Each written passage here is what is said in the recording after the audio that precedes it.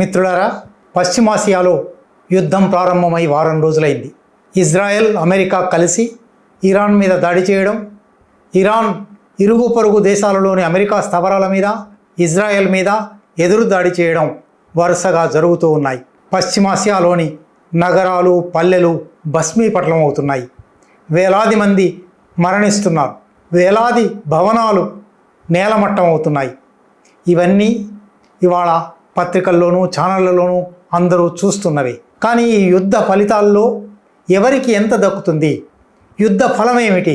నిజానికి యుద్ధం వల్ల లాభపడేవాళ్ళు ఉన్నారు, యుద్ధం వల్ల నష్టపోయేవాళ్ళు ఉన్నారు. లాభం ఎవరికి, నష్టం ఎవరికి? ఇంత బీభత్సమైన యుద్ధం, ఇంత నరహంతక యుద్ధం ఎవరి లాభాల కోసం జరుగుతున్నది? దీనివల్ల ఎన్ని వేల ప్రాణాలు పోనున్నాయి. ప్రాణాలు పోవడం మాత్రమే కాదు, బతికి ఉన్న వాళ్ళకు కూడా ఎటువంటి ప్రభావాలు జరగబోతున్నాయి. ఈ యుద్ధం ఏదో వేల మైళ్ళ అవతరణ జరుగుతుంది, మనకేమీ సంబంధం లేదు అని కూడా ఎవరైనా అనుకోవచ్చు. దాన్ని కేవలం ఒక వార్తగా మాత్రమే చూస్తూ ఉండొచ్చు. కానీ అది ప్రపంచవ్యాప్తంగా ప్రతి ఒక్కరి జీవితాల మీద ప్రభావం వేయనుంది. ఇవాళ మనం ఆ ప్రభావాలు ఎట్లా ఉండబోతున్నాయో చర్చించుకుందాం. యుద్ధ ఫలంలో మొదట దాంతో లాభపడే వాళ్ళెవరు? యుద్ధం వల్ల, బీభత్సం వల్ల, మారణకాండ వల్ల ఎవరైనా లాభపడతారా? లాభపడే వర్గాలు ఉన్నాయి. అందువల్లనే అవి యుద్ధాలు ప్రారంభించాయి. ఈ లాభపడే వాళ్ళలో మొట్టమొదటి వారు ఆయుధ పరిశ్రమ నిర్వాహకులు. ఆయుధాలంటే కేవలం తుపాకుల దగ్గర మాత్రమే కాదు, అక్కడి నుంచి ప్రారంభించి బాంబర్లు, ఫైటర్లు, జెట్ విమానాలు, జలాంతర్గాములు, యుద్ధ నౌకలు, యుద్ధ శకటాలు అనేకం. ఇవాళ వాటిలోకి డ్రోన్స్ లాంటివి కూడా ప్రవేశించాయి. ఈ మొత్తం పరిశ్రమ అత్యంత విశాలమైన పరిశ్రమ, కొన్ని కోట్ల డాలర్లతో నడుస్తున్న పరిశ్రమ, ప్రధానంగా సామ్రాజ్యవాద దేశాలలో ఉన్న పరిశ్రమ. ఈ పరిశ్రమ అందరికన్నా ఎక్కువ లాభపడుతుంది. Lockheed Martin, Raytheon Technologies, Northrop Grumman, BAE systems, ఇటువంటి బెహెమోత్ అంటారు అతిపెద్ద ఆయుధ తయారీ కంపెనీలు. ఈ కంపెనీలు యుద్ధం ఎంతకాలం జరిగితే, ఎన్ని ఆయుధాలు భస్మీపటలం అవుతే, ఎన్ని ఆయుధాలు వాడితే అంతగా లాభపడతాయి. రెండో స్థాయి లాభార్జన పరులు చమురు దొరికే దేశాలు. Saudi Arabia, United Arab Emirates, Qatar, Russia వంటి ఆ ప్రాంతంలోనూ పొరుగు ప్రాంతాలలోనూ ఉన్న చమురు ఉత్పత్తి కేంద్రాలు, చమురు ఉత్పాదక దేశాలు యుద్ధం వల్ల, రవాణా స్తంభించిపోవడం వల్ల చమురు వాహక నౌకల మీద, చమురు కేంద్రాల మీద, శుద్ధి కేంద్రాల మీద విపరీతంగా బాంబు దాడులు జరుగుతున్నందువల్ల చమురు ధరలు విపరీతంగా పెరిగిపోతాయి. అందువల్ల చమురు ఉత్పాదక దేశాల ఆదాయం యుద్ధం వల్ల విపరీతంగా పెరుగుతుంది. ఈ 5-6 దేశాల పంట పండబోతూ ఉన్నది. దేశాలు అంటే దేశం మొత్తం కూడా కాదు. దేశంలో అనేక మంది పేద ప్రజలు ఉంటారు, మధ్యతరగతి ప్రజలు ఉంటారు, చమురు పరిశ్రమతో సంబంధం లేని ప్రజలు కూడా ఉంటారు. చమురు కంపెనీలు ప్రధానంగా ఎక్సాన్ మొబిల్, షెవ్రాన్, BP, షెల్ వంటి చమురు ఉత్పత్తి, చమురు శుద్ధి, చమురు రవాణా, చమురు పంపిణీ రంగాలలో ఉన్న అనేక కంపెనీలు విపరీతంగా లాభపడనున్నాయి. యుద్ధం నుంచి లాభం పొందే మరొక వర్గం ఫైనాన్షియల్ స్పెక్యులేటర్స్ అంటారు.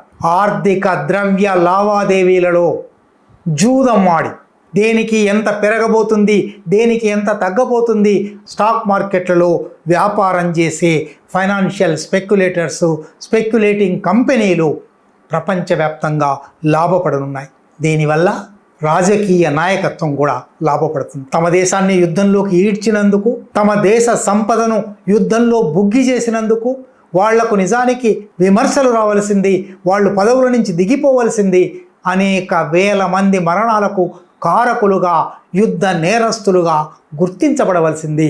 కానీ యుద్ధంలోకి లాగినందువల్ల, జాతీయవాదము, దేశభక్తి ప్రకోపింపజేసినందువల్ల వాళ్ళ రాజకీయ నియోజకవర్గాలు, వాళ్ళ రాజకీయ ప్రాబల్యం పెరిగిపోతుంది. యుద్ధం అనేది రాజకీయ నాయకులకు ఒక లాభసాటి వ్యాపారం. ఈ నాణ్యానికి ఒకవైపు చూసాం, మరొక వైపు చూద్దాం. దీనివల్ల యుద్ధం వల్ల ఎటువంటి ప్రతికూల ప్రభావాలు ప్రపంచమంతటా ఉంటాయి. మొట్టమొదట ఏ దేశాలలోనైతే యుద్ధం జరుగుతుందో, ఇరాన్లో, ఇజ్రాయెల్లో ఈ రెండు ప్రధానంగా యుద్ధం జరుగుతున్న ప్రాంతాలు. రెండు చోట్ల వందలాది వేలాది మరణాలు సంభవిస్తున్నాయి. వాటితో పాటు అనేక ఇరుగు పొరుగు దేశాలలో అమెరికా స్థావరాల మీద ఇరాన్ దాడులు చేస్తూ ఉన్నది. ఆ దాడులలో కూడా వందలాది మంది ప్రాణాలు కోల్పోతున్నారు. వేలాది భవనాలు నేలమట్టం అయిపోతున్నాయి. కనుక ప్రధానమైన నష్టం ఆయా దేశాలలో జన నష్టం, ఆస్తి నష్టం.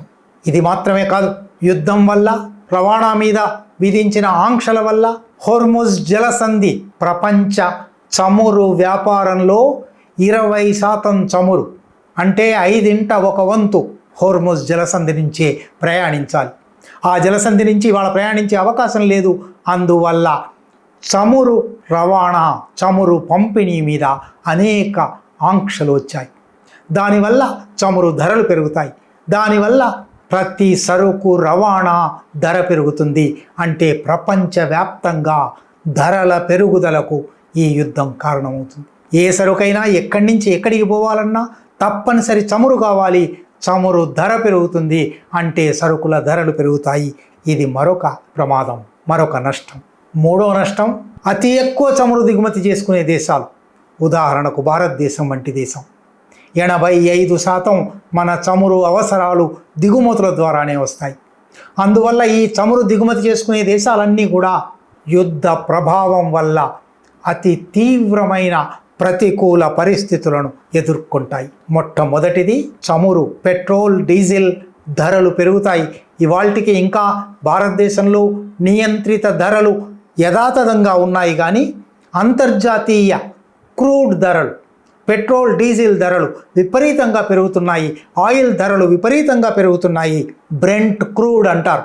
దాని ద్వారా ఇతర పెట్రోలియం ఉత్పత్తులన్నీ తయారు చేస్తారు. బ్రెంట్ క్రూడ్ యుద్ధం ప్రారంభం కావడానికి ముందు $60 బ్యారెల్గా ఉన్నది.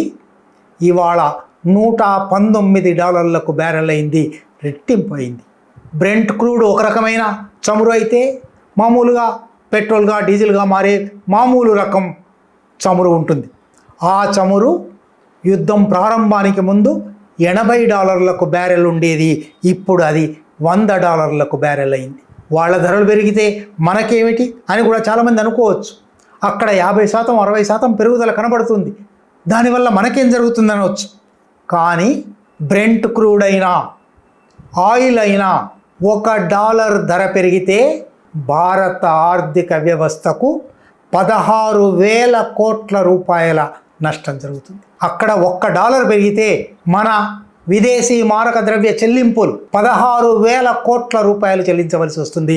అంటే దేశం నానాటికి రుణ భారంలోకి, ఖజానా కొల్లగొట్టుకుపోవడానికి దారితీస్తుంది. ఇది పెట్రోల్, డీజిల్ వ్యవహారం. అది ఇంకా మన మీద అప్పుడే దాడి ప్రారంభించలేదు. బహుశా ఇంకొక వారం రోజులు యుద్ధం సాగితే అది మొదలవుతుంది. కానీ ఇప్పటికే ఒక దాడి మొదలైంది. ఎల్పిజి సిలిండర్, మన ఇళ్లలో వంటకు వాడుకునేది, లేదా హోటళ్లలో, రెస్టారెంట్లలో, ఇతర పారిశ్రామిక అవసరాల కోసం వాడే కమర్షియల్ ఎల్పిజి అంటారు. డొమెస్టిక్ ఎల్పిజి ధర ₹60 పెరిగింది సిలిండర్కి. ఇది ఏడాదిగా ఈ ధరలో మార్పు లేదు. హఠాత్తుగా ఒక్కసారి ₹60 పెరిగింది. కమర్షియల్ ఎల్పిజి సిలిండర్ ₹115 పెరిగింది.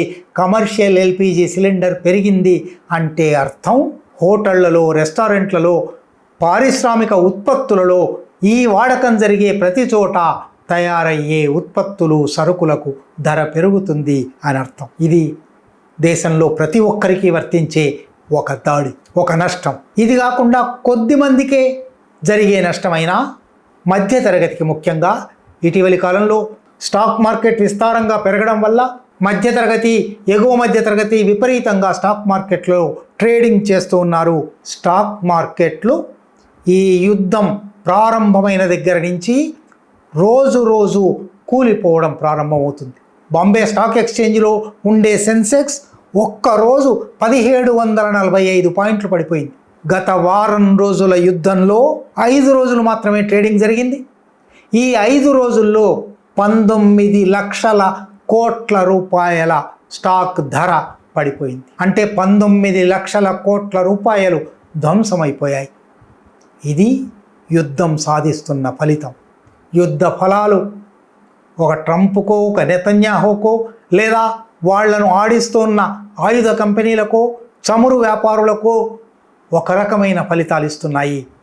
అశేష ప్రజానీకానికి, అది మధ్యతరగతి కావచ్చు, దిగువ మధ్యతరగతి కావచ్చు, పేద వర్గాలు కావచ్చు, ప్రతి ఒక్కరూ పెట్రోల్ ధర పెరిగిందంటే మీకు వాహనమే ఉండనక్కర్లేదు. పెట్రోల్ ధర, డీజిల్ ధర పెరిగాయంటే మీకు వాహనం లేకపోయినా మీరు రోజు కొనుక్కునే ప్రతి సరుకు ధర డీజిల్ ధర పెరుగుదల మీద ఆధారపడి ఉంటుంది. డీజిల్ ధర పెరిగిన కొద్దీ ఆ సరుకుల రవాణా వ్యయం పెరుగుతుంది కాబట్టి సరుకుల ధరలు పెరుగుతాయి. యుద్ధం ఎవరి కోసం? యుద్ధ ఫలాలు ఎవరికి లాభకరం, ఎవరికి నష్టకరం? ఈ ఛానల్లో కంటెంట్ నచ్చితే సపోర్ట్ చేయండి. ఛానల్ నడవటానికి మీ సపోర్ట్ చాలా అవసరం.